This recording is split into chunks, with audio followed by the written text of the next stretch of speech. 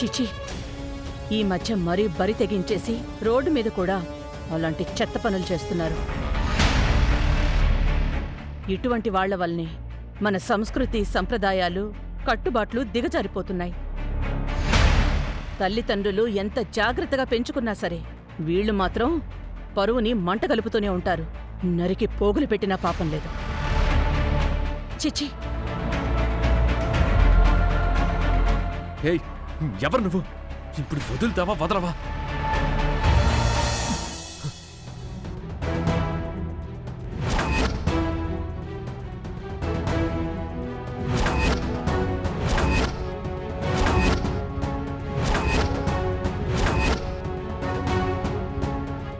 సిగ్గుందా నీకు? నడి రోడ్లో నన్ను హక్ చేసుకుంటావా? ఎందుకింతలా దిగజారిపోయావు? ఇద్దరూ ఏం మాట్లాడుకుంటున్నారు? నన్ను తాకే అర్హత నీకు లేదు. నా అనుమతి లేకుండా ఎందుకు పట్టుకున్నావు? నిన్ను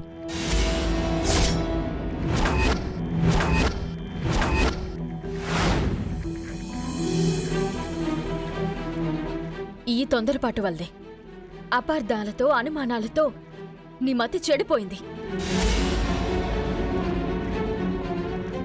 ఎందుకలా చేయాల్సొచ్చిందో చెప్తాను విను.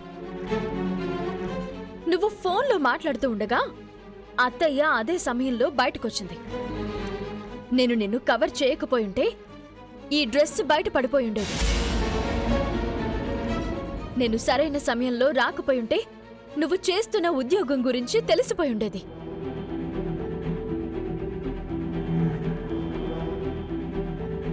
కొడుకు ఇటువంటి పరిస్థితుల్లో ఉన్నాడని, ఆ తల్లి బాధపడుతుందని అలా చేయాల్సొచ్చింది. అంతేగాని నన్ను దూరం పెట్టిన నా మొగుడు మీద మోసొచ్చి పడిపోలేదు.